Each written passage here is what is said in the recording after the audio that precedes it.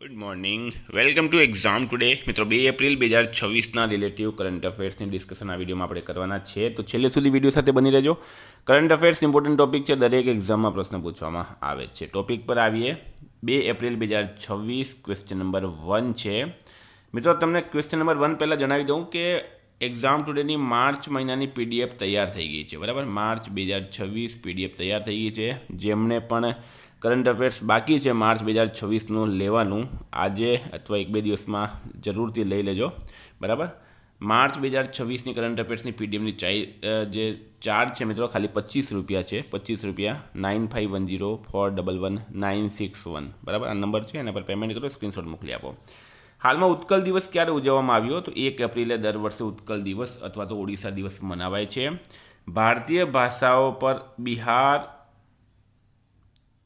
ભાષા કે આધાર પર બિહાર ઓડિશા પ્રાંતથી અલગ થયા પછી 1 એપ્રિલ 1936ના રોજ ઓડિશાને સ્વતંત્ર રાજ્ય તરીકે રચવામાં આવ્યું હતું. તેની યાદમાં દર વર્ષે 1 એપ્રિલે ઉત્કલ દિવસ અથવા ઓડિશા દિવસ ઉજવવામાં આવે છે. 2026માં ઓડિશાનો 91મો સ્થાપના દિવસ ઉજવવામાં આવ્યો છે. એટલે કે આ ઉત્કલ દિવસ અથવા ઓડિશા દિવસ એ ઓડિશાનો સ્થાપના દિવસ છે, એટલું યાદ રાખો.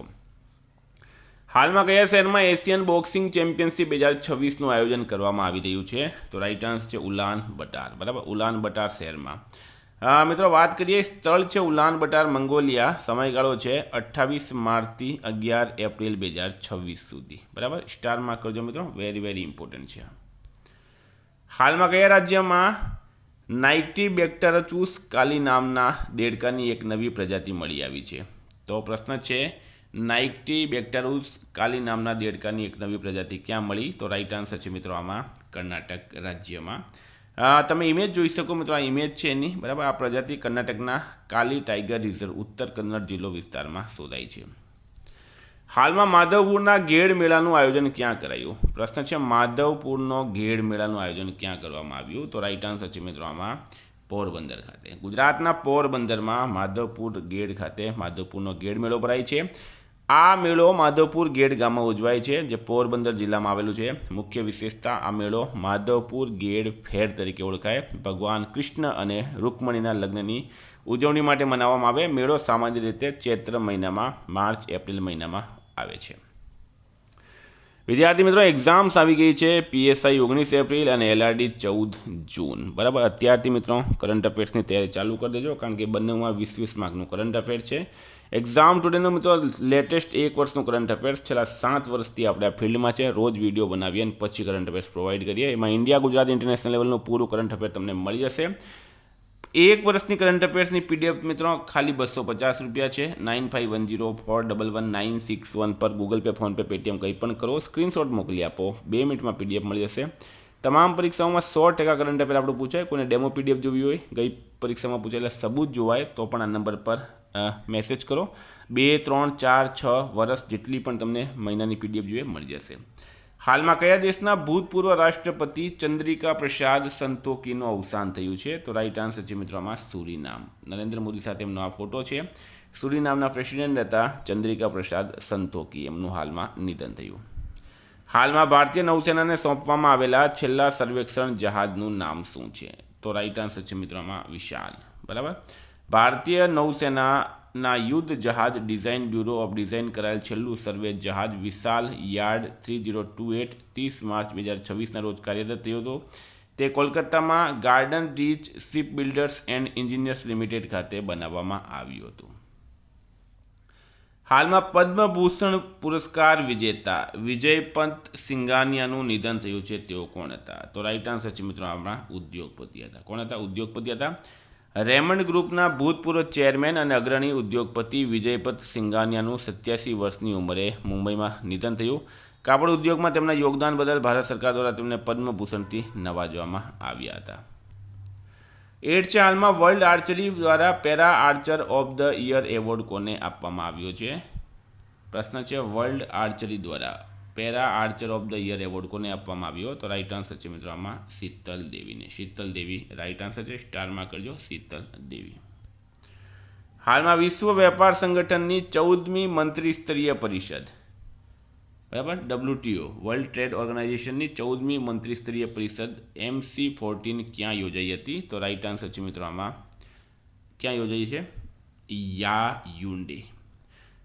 WTOની 14મી મંત્રી સ્તરીય પરિષદ 26 થી 30 માર્ચ 2026 દરમિયાન યાયુન્ડે કેમરૂન ખાતે યોજાઈ હતી, બરાબર, જેની અધ્યક્ષતા વેપાર મંત્રી લુક મેગ્નોઇડ મબારગા અંટાગાનાએ કરી અને ભારત તરફથી પિયુષ ગોયલે એમાં હાજરી આપી હતી.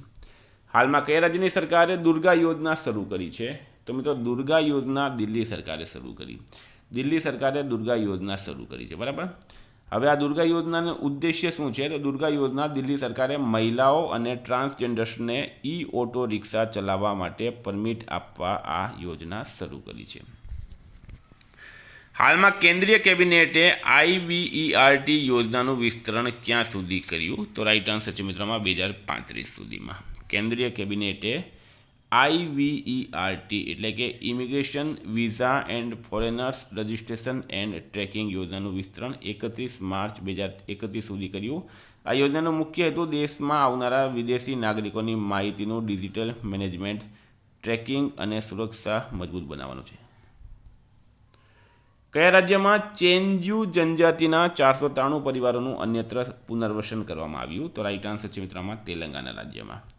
તેલંગાનામાં મિત્રો અમરાબાદ ટાઈગર રિઝર્વ આવેલું છે અને આ રિઝર્વ તેલંગાનામાં આવેલું છે. માનવ પ્રાણી સંઘર્ષ ઘટાડવા ત્યાંથી ચેન્ચુ જનજાતિના 493 પરિવારોનું અન્યત્ર પુનર્વસન કરવામાં આવી રહ્યું છે. 13 છે હાલમાં ભારતીય નૌસેનાને સોંપવામાં આવેલ સ્વદેશી સ્ટેલ્થ ફ્રિગેટ દુન્નાગીરી કયા પ્રોજેક્ટ હેઠળ બનાવવામાં આવ્યું? તો રાઈટ આન્સર છે પ્રોજેક્ટ 17A. ભારતીય નૌકાદળને પ્રોજેક્ટ 17A હેઠળ કોલકાતામાં Garden Reach Sea Builders and Engineers Limited ખાતે બનાવેલ સ્વદેશી રીતે નિર્મિત સ્ટીલ ફ્રિગેટ દુનાગીરી પ્રાપ્ત થયું, જે 30 માર્ચ ડિલિવરી કરાયેલા આ યુદ્ધ જહાજ નીલગિરી વર્ગનું 5મું જહાજ છે. આ જહાજનું નામ અગાઉના INS દુન્નાગીરી પરથી જ રાખવામાં આવ્યું છે. હાલમાં નરેન્દ્ર મોદીએ સમ્રાટ સંપ્રતિ મ્યુઝિયમનું ઉદ્ઘાટન ક્યાં કર્યું? તો એ કર્યું છે ગુજરાતના ગાંધીનગરમાં. PM મોદી ગુજરાતના ગાંધીનગરના કોબામાં સમ્રાટ સંપ્રતિ મ્યુઝિયમનું ઉદ્ઘાટન કર્યું હતું. શ્રી મહાવીર જૈન આરાધના કેન્દ્રમાં સ્થિત આ મ્યુઝિયમ જૈન ધર્મના સમૃદ્ધ વારસાને સમર્પિત છે, જેમાં 2200 વર્ષ જૂના શિલ્પો અને હસ્તપ્રતોનો સમાવેશ થાય છે. IPLના ઇતિહાસમાં રનનો પીછો કરતી વખતે 4000 રન બનાવનાર પ્રથમ ખેલાડી કોણ બન્યા? તો વિરાટ કોહલી રાઈટ આન્સર છે. ચારધામ યાત્રા દરમિયાન કમર્શિયલ પેસેન્જર વાહનો માટે ગ્રીન કાર્ડ સિસ્ટમ કયા રાજ્ય સરકારે શરૂ કરી? તો રાઈટ આન્સર છે મિત્રોમાં ઉત્તરાખંડ સરકારે. તો વિદ્યાર્થી મિત્રો આ હતા કરંટ અફેર્સના પ્રશ્નો. વાત કરીએ રિવિઝનની. તો 1 એપ્રિલ 2026 રિવિઝન પર આપણે આવી ગયા. હાલમાં આંતરરાષ્ટ્રીય શૂન્ય કચરો દિવસ ક્યારે ઉજવવામાં આવ્યો? 30 માર્ચે. ભારતીય નૌસેના INS મેરીટાઈમ એક્સરસાઇઝ TTX 2026 યોજી કોચીમાં. સેન્ટર ફોર ડેવલપમેન્ટ ઓફ ટેલિમેટિક્સ એ કયા રાજ્યની પોલીસ સાથે MOU પર હસ્તાક્ષર કર્યા? દિલ્હી. કઈ સંસ્થા અમદાવાદમાં કન્ડેન્સ્ડ મેટર ફિઝિક્સ પર વર્કશોપનું આયોજન કરી રહી છે? PRL રાઈટ આન્સર છે આમાં. હાલમાં કયા શહેરમાં ઓલ ઇન્ડિયા પોલીસ ડ્યુટી મીટનું આયોજન કરવામાં આવી રહ્યું છે? નાગપુરમાં. કયા દેશે વિશ્વનું પ્રથમ ડ્યુઅલ બેન્ડ ઇન્ફ્રારેડ સેન્સર વિકસાવ્યું? જાપાન રાઈટ આન્સર છે. કઈ કંપનીએ મેક ઇન ઇન્ડિયા પહેલ હેઠળ ભારતીય સેનાને પ્રહાર લાઇટ મશીન ગનનો પ્રથમ બેચ પહોંચાડ્યો? અદાણી. હાલમાં ચર્ચિત પુસ્તક city in village culture, conflict and change in urban villages of દિલ્હીના લેખક એકતા ચૌહાણ છે. કયા રાજ્યમાં જમ્પ સ્ટાર્ટ અભિગમનો ઉપયોગ કરીને અત્યંત જોખમી ગ્રેટ ઇન્ડિયન બસ્ટર્ડના બચ્ચાને સફળતાપૂર્વક ઈંડામાંથી બહાર કાઢવામાં આવ્યો? Gujarat.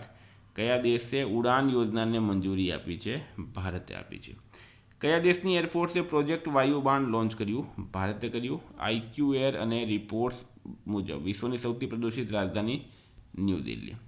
Global leader approval rating મુજબ વિશ્વના સૌથી લોકપ્રિય નેતા નરેન્દ્ર મોદી છે. કયા શહેરમાં ઇન્ડિયા સ્કિલ્સ નેશનલ કોમ્પિટિશન 2025-26નું આયોજન કરવામાં આવ્યું? ગ્રેટર નોઈડા. રાહુલ અરુણોદય બેનર્જીનું હાલમાં નિધન થયું છે. તેઓ અભિનેતા હતા.